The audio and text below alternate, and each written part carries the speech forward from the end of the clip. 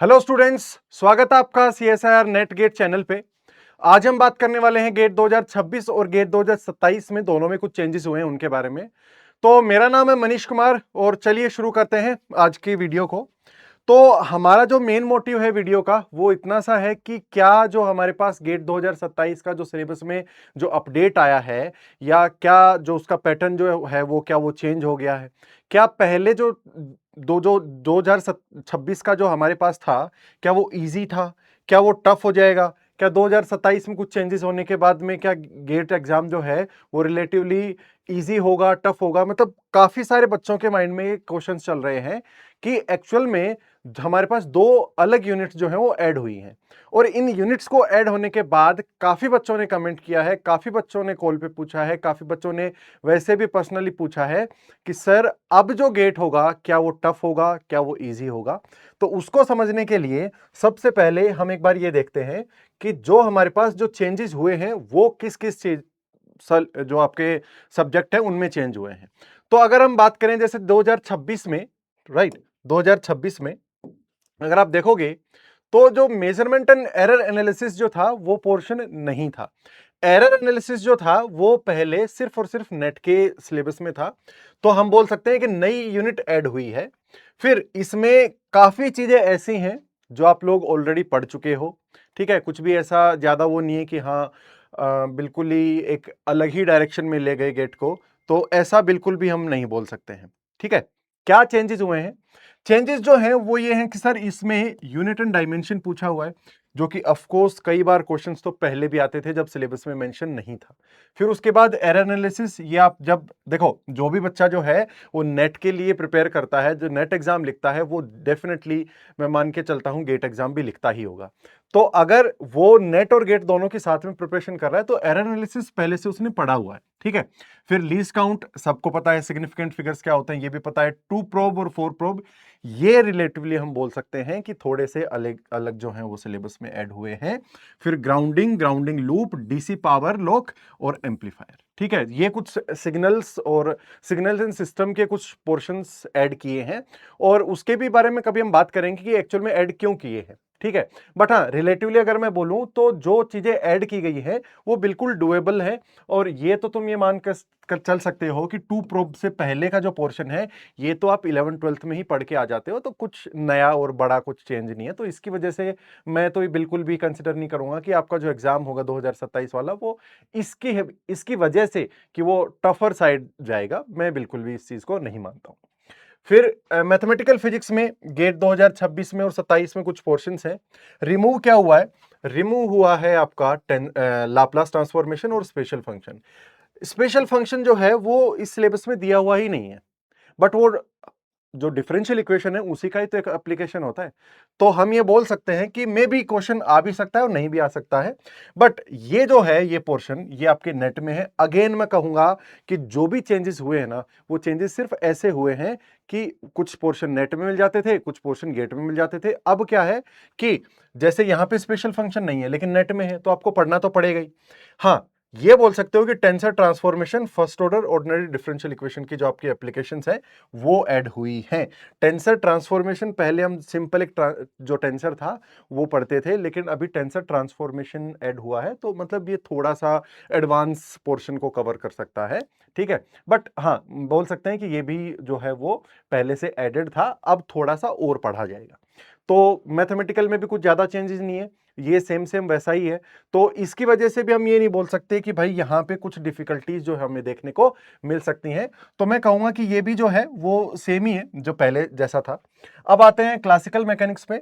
तो जो classical mechanics में हैमिल्टोनियन जैकोबी इक्वेशन और लेवलिन थ्योरम, एक्शन एंगल वेरिएबल और रदरफोर्ड स्कैटरिंग जो है ये हटा दी। आप कहोगे सर हटा दिया, अब भाई अगर ये रदरफोर्ड स्कैटरिंग हटा दी तो आपसे दो तरीके से पूछेगा वो।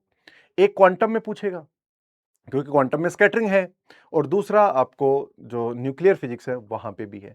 तो ये मत मान के चलो कि ये भी हटा है, ये बस रीएडजस्ट हुए हैं। सिलेबस में क्या हुआ है कि ऊपर नीचे हुआ है कि जो ओवरलैपिंग ओवरलैपिंग जो थे ना उन चीजों को उन्होंने क्या कर दिया, एडजस्ट कर दिया। हाँ पूछेंगे जरूर वो भाई हैमिल्टनियन जैकोबी इक्वेशंस जो है और लिवेल थ्योरम जो है, ये आप ये बोल सकते हो कि ये एक स्टेटमेंट बेस्ड चीजें हैं, ठीक है। तो हटाने से इन पे भी कोई ज्यादा फर्क पड़ेगा नहीं और इसमें कुछ भी ऐड नहीं हुआ है, ठीक है। तो आप ये बोल सकते हो कि ये भी पहले जैसा था वैसा ही सेम पैटर्न है। तो अभी तक देखो हमने 3 यूनिट देखी, तीनों यूनिट में जैसे ये तो पहले से थी, ये नई ऐड हुई है, तो ये भी क्या इजी वाले पोर्शन में ही है, ज्यादा कुछ टफ तो इससे आएगा नहीं। मैं लास्ट में बात करूंगा कि ये यूज कैसे होंगे, लास्ट में, वीडियो के लास्ट में बात करेंगे। फिर बात करते हैं थर्मोडायनेमिक्स की, ठीक है। थर्मोडायनेमिक्स में तो इसमें जो टर्मिनोलॉजी है ना वो चेंज की है, बाकी कुछ भी चेंज नहीं किया है, ठीक है।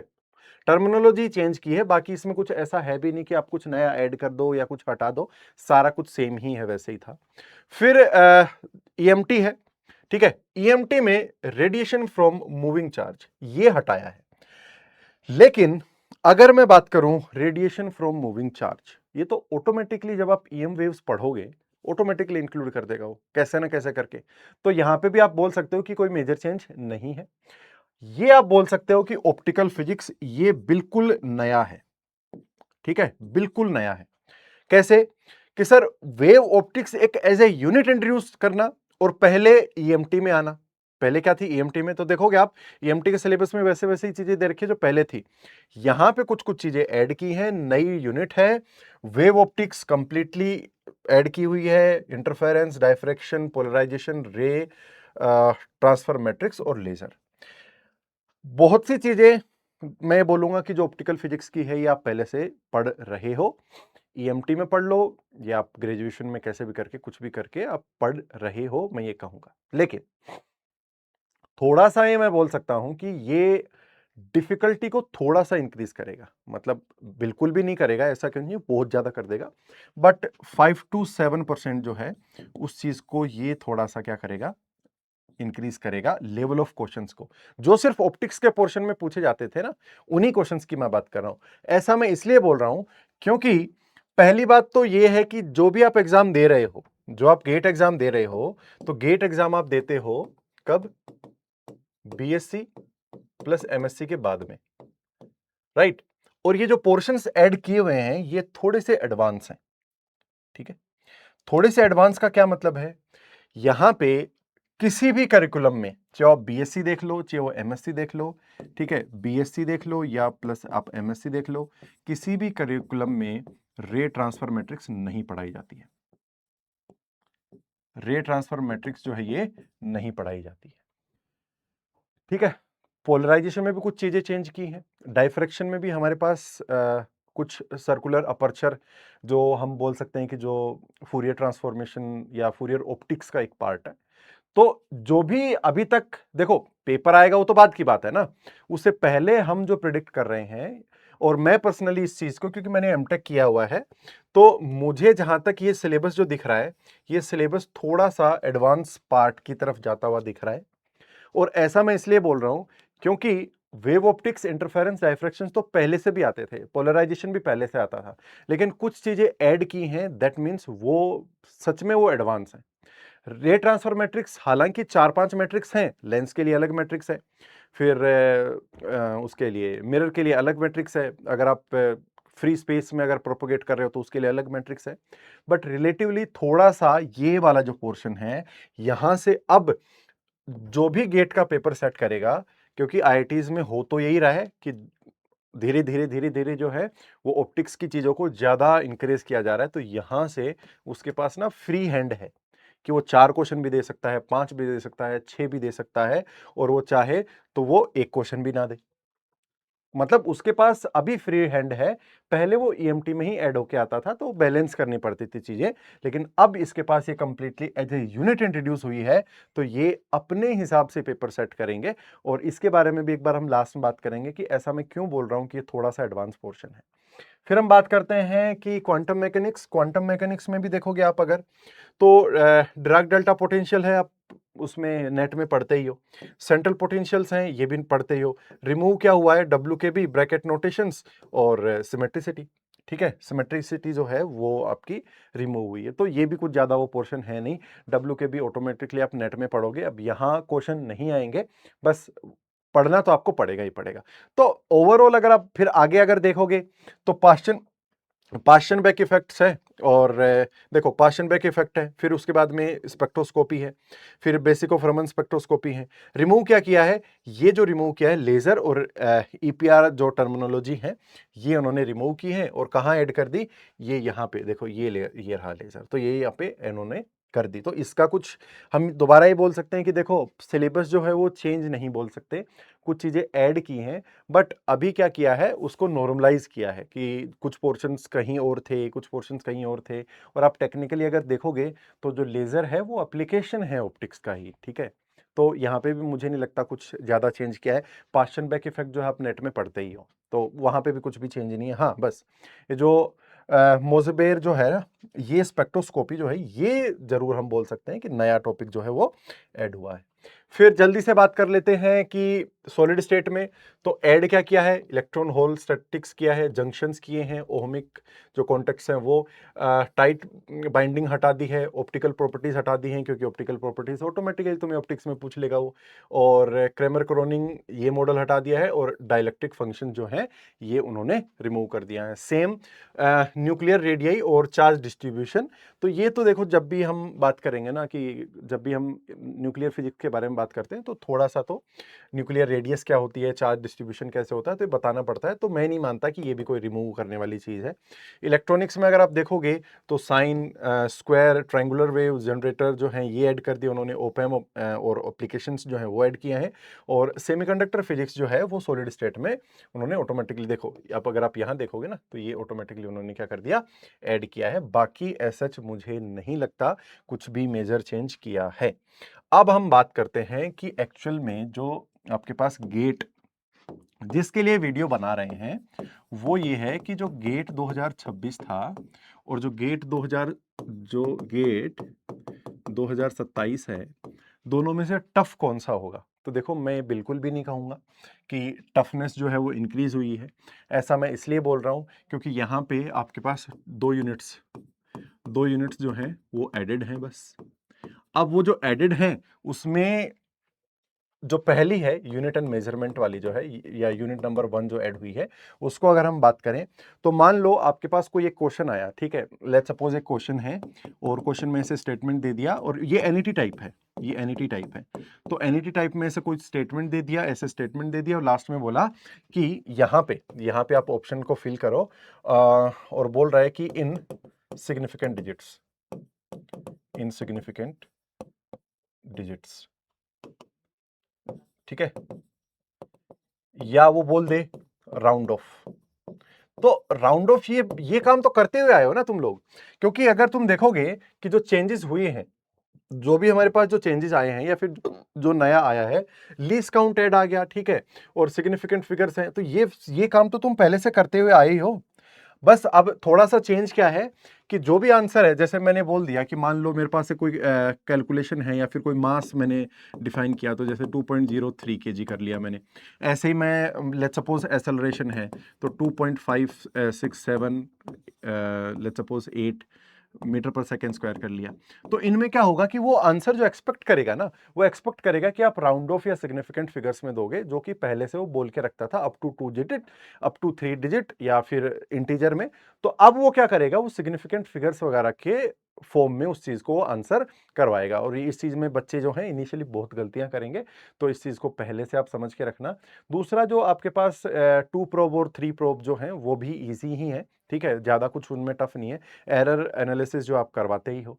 फिर हम बात करें जैसे ऑप्टिक्स वाले पार्ट की, तो देखो ऑप्टिक्स जो है ना, या जो आप यूनिट को बोल रहे हो ऑप्टिकल फिजिक्स, तो ये जो ऑप्टिकल फिजिक्स है इसका मेन मोटिव ये है कि जब भी आप आईआईटीज में जाओगे ना, और जब भी जैसे हमने भी इंटरव्यूज दिए थे, या फिर हमने जब एमटेक में एडमिशन लिया था, तो हमें एक अलग ही पिक्चर दिखाई दी। और वो पिक्चर ये है कि आप फिजिक्स के होगे ना, और जो भी आप जिस भी डोमेन में, या तो एमटेक करोगे या पीएचडी करोगे, ठीक है, या एमटेक या एमएसआर करोगे, जो भी आपको करना है या कोई भी रिसर्च करनी है, वहां पे ऑप्टिकल जो है ना, ऑप्टिकल इंस्ट्रूमेंट यूज होंगे। ऑप्टिकल जो आपके पास टेक्नोलॉजी है ऑप्टिकल टेक्नोलॉजी है वो यूज होगी। मतलब कुछ भी आप करोगे ना तो ऑप्टिक्स से रिलेटेड काम तो होगा ही होगा, और इसका बूस्ट भी आने वाला है। कुछ टाइम में आप देखोगे कि हर चीज में, जैसे मेडिकल लाइन में अगर आप देखते हो तो हर एक इक्विपमेंट जिसमें हम जैसे एंडोस्कोपी कर रहे हैं, स्पेक्ट्रोस्कोपी कर रहे हैं, ठीक है, या फिर और जो जैसे सोनोग्राफी करते हैं, अल्ट्रासाउंड करते हैं, सीटी स्कैन करते हैं, तो इन सब में ही ऑप्टिकल सिस्टम यूज हो रहे हैं। तो ऑप्टिकल सिस्टम ही अगर यूज हो रहे हैं तो एटलीस्ट स्टूडेंट्स को उस चीज का आइडिया हो, क्योंकि आने वाले टाइम में जब हम पीएचडी में एडमिशन लेंगे या एमटेक में एडमिशन लेंगे, एमएसआर में एडमिशन लेंगे, या फिर हम बाहर जाएंगे या फिर कोई भी हायर एजुकेशन में जाएंगे या कोई भी रिसर्च करेंगे, तो वहां पे ऑप्टिक्स का मेजर रोल प्ले होने लग गया है। और ये चीज इसीलिए रखी गई है ताकि आपको प्रायर नॉलेज हो। ठीक है। अब अब अगर हम इस चीज के बारे में आए कि भाई ठीक है, चलो आपने बता दिया कि ये जो पोर्शन है ये तो आ गए, लेकिन एक्चुअल में अब सर ये बताओ, क्या गेट जो है वो टफ होगा या इजी होगा? तो देखो मैं तुम्हें अगर एक बात बताऊं, अगर मैं सिर्फ गेट 2027 की बात करूं, सिर्फ मैं गेट 2027 की अगर मैं बात करूं, तो मुझे नहीं लगता कि ये, पहली बात तो ये आईआईटी जो है वो मद्रास जो है वो करवा रही है, तो गेट टफ हमेशा ही होता है। ये बिल्कुल भी दो राय नहीं है कि भाई इस बार गेट कोई भी चीजें चेंज कर दी तो आपका गेट टफ हो जाएगा, पहले गेट इजी आता था, ऐसा तो बिल्कुल भी नहीं है कि गेट इजी आता हो। क्योंकि जो नंबर ऑफ स्टूडेंट्स हैं उनके हिसाब से, जैसे 20,000 के लगभग जो हैं, जो टोटल स्टूडेंट होते हैं जो पेपर दे के आते हैं, और उनमें जो टॉप 2000 जो स्टूडेंट्स हैं, ठीक है, जो बोलते हो कि आपने उनको गेट क्वालिफाई किया है, ठीक है, क्वालिफाइड है, उनमें अगर आप देखोगे रेशियो, तो 10% बच्चे ही जो हैं वो क्या कर पाते हैं, अच्छे से गेट को क्लियर कर पाते हैं। तो टफनेस, या फिर आप एक देखोगे ना कि कंपटीशन तो यहाँ बहुत ज्यादा है। दूसरी चीज, मैं क्यों बोल रहा हूं कि गेट जो है वो पहले जैसा आता था वैसा ही आएगा, हालांकि कई बच्चे इस चीज पे डिसएग्री करेंगे कि सर नए टॉपिक्स ऐड हुए हैं उनसे भी तो क्वेश्चंस आएंगे। मतलब पहले जो थे वो सर 9 यूनिट से क्वेश्चंस आते थे, ठीक है, अब आएंगे वो 11 यूनिट से। तो इसका मतलब जो यूनिट हमारी वेटेड थी, मान लो जैसे क्वांटम मैकेनिक्स किसी बच्चे ने कर ली, क्लासिकल मैकेनिक्स किसी बच्चे ने कर ली, ईएमटी कर ली, मैथमेटिकल कर ली, तो उसको लगता था कि हाँ मैं एक सेफर साइड खेल रहा हूं। लेकिन अब सर 2 यूनिट एक्स्ट्रा होने से उनके जो वेटेज है वो तो कम होगा ही, बिल्कुल वेटेज उनका कम होगा। लेकिन साथ में आप ये भी तो देखो कि जो भी पोर्शन आपके ऐड हुए हैं वो पोर्शंस ऐसे नहीं हैं कि बिल्कुल ही अलग कर दिए, फिजिक्स से रिलेटेड ही नहीं है, आपने कभी लाइफ में उन चीजों को देखा ही नहीं है। और दूसरी सबसे बड़ी चीज, ऐसा भी बिल्कुल भी नहीं है कि आप उनको पढ़ ही नहीं पाओगे या आपको कुछ समझ ही नहीं आएगा, ऐसा भी नहीं है। दूसरी सबसे बड़ी चीज ये है, मैं ये मानता हूं कि जो भी पोर्शन ऐड किए हैं उन पोर्शन से आप बहुत कुछ सीखोगे, और इजी टू अंडरस्टैंड है वो, ऐसा कुछ नहीं है कि वो बिल्कुल ही ऐसा कि हर कोई बच्चा उनको समझ नहीं सकता, वो बहुत आसान तरीके से है। छोटा सा सिलेबस है, आप ये मान के चलो कि अगर आप 1 महीने एक्स्ट्रा एफर्ट डालोगे तो उनको भी उसी फॉर्म में ले आओगे कि हाँ हम कर लेंगे। तो मुझे बिल्कुल भी इस चीज के लिए नहीं लगता कि गेट 2027 जो है वो टफ हुआ है, और टफ जो है वो एक बच्चे के लिए नहीं हुआ, वो सबके लिए ही हुआ है। ठीक है, जो 20,000 बच्चे जो पेपर देते हैं, जो सीरियस होते हैं, उन सभी बच्चों के लिए क्या हुआ है, टफ हुआ है। तो इस चीज को बिल्कुल भी माइंड में मत रखो। अपनी जो स्टडी है, जिस भी तरीके से तुमने कोई भी प्लान बना रखा हो कि हमें गेट दे के एमटेक करना है, एमएसआर में जाना है, या फिर हमें पीएचडी करना है, या फिर हमें बाहर जाना है, तो जो भी आप मान के बैठे हो या जो भी आपको लग रहा है कि मुझे इसी डायरेक्शन में काम करना है, तो आप डायरेक्शन में काम करते रहो। गेट जो है बिल्कुल सभी के लिए, मानता हूं कि नई चीजें ऐड होने से बच्चे जो हैं वो काफी डिस्टर्ब हो जाते हैं कि यार हम तो काफी टाइम से, कोई बच्चा मान लो 2 साल से प्रिपरेशन कर रहा है और वो सोच रहा होगा कि इस बार मैं अच्छे से दूंगा, इस बार सारी चीजें कर लूंगा, तो मैं मानता हूं कि यहाँ उसको थोड़ी सी एक डिफिकल्टी फेस हो रही है, उसको एक डिमोटिवेशन फील हो रहा है कि नई चीजें ऐड होने से मैं किस तरीके से स्टैंड करूंगा। मैं 2 साल से एक ही पैटर्न को फॉलो कर रहा था, अचानक से जो सिलेबस चेंज हो गया, तो सिलेबस चेंज हुआ है, पैटर्न आपका वही है कि एमसीक्यूज आएंगे, एमसीक्यूज जो हैं वो आएंगे, एमएसक्यूज आएंगे, और आपके एनईटीज आएंगे। इसमें नेगेटिव मार्किंग है, इसमें भी नेगेटिव है, इसमें नो नेगेटिव है। ठीक है, और वही आपका जो 15 मार्क्स का जो एप्टीट्यूड है, ठीक है, 15 मार्क्स का जो एप्टीट्यूड है वो भी अभी आएगा। तो आप इस चीज के टेंशन मत लो, हम लोग हैं, ठीक है, हम लोग हैं तुम्हारे साथ। उस चीज़ के लिए खड़े हैं कि आपको जो नया पैटर्न आया है उससे भी हमें कंफर्टेबल फील करवाएं कि हाँ सर, हमें लग रहा था कि ये जो पोर्शन है ये थोड़ा सा डिफ़िकल्ट साइड जा सकता है, इसकी वजह से गेट टफ लग सकता है। ऐसा कुछ भी नहीं है। हमारी पूरी पीडब्ल्यू की टीम आपके साथ है। वो इस चीज़ को बिल्कुल सीरियस मोड में ही है हमें भी, कि हाँ, किस तरीके से जो भी बच्चे गेट के लिए प्रिपेयर कर रहे हैं उनको कंफर्टेबल किया जाए या उनके लिए बढ़िया से बढ़िया जो हम कंटेंट है वो किस तरीके से डिलीवर कर सकते हैं। तो इस में हम ये बोल सकते हैं कि आप जिस तरीके से तैयारी कर रहे थे, जो भी आपने माइंडसेट लेके कि भाई मुझे गेट की प्रिपरेशन करनी है और अच्छे से करनी है, उसी तरीके से आप करते रहो और इस चीज़ को बिल्कुल भी माइंड में मत लाओ, क्योंकि आपको जो है, अकेले को ये चीज़ फ़ील नहीं हो रही है कि जो गेट है वो टफ हो गया है। तो बच्चों सभी को, जितने भी स्टूडेंट हैं, जितने भी बच्चे हैं, वो सभी सेम टाइम पे नए सिलेबस को फेस कर रहे हैं, तो आप अकेले नहीं हो। आप इस चीज़ से हट के कि कैसे होगा, क्या होगा, टफ होगा, नहीं होगा, कितना चेंज हो गया, कौन पढ़ाएगा, क्या करेगा, इन सारी चीज़ों को हटा के आप सिर्फ और सिर्फ अपनी प्रिपरेशन पे, अपने गोल पे फोकस रहो और सब कुछ आसान है। मैं हर वीडियो में यही बोलता हूं कि आसान है, तुम कर लोगे। और सीरियसली जब तुम उस चीज़ को मैनिफेस्ट करोगे ना कि हाँ, मैं उस एग्ज़ाम को क्लियर कर लूँगा, उस एग्ज़ाम के बाद मुझे एक अच्छी आईआईटी मिल जाएगी, मुझे एमटेक मिल जाएगी, पीएचडी मिल जाएगा, एमएसआर मिल जाएगा, जो भी आप चाहते हो वो सब मिल जाएगा। तो इसी इसी के साथ हम मिलते हैं नेक्स्ट वीडियो में। All the best. और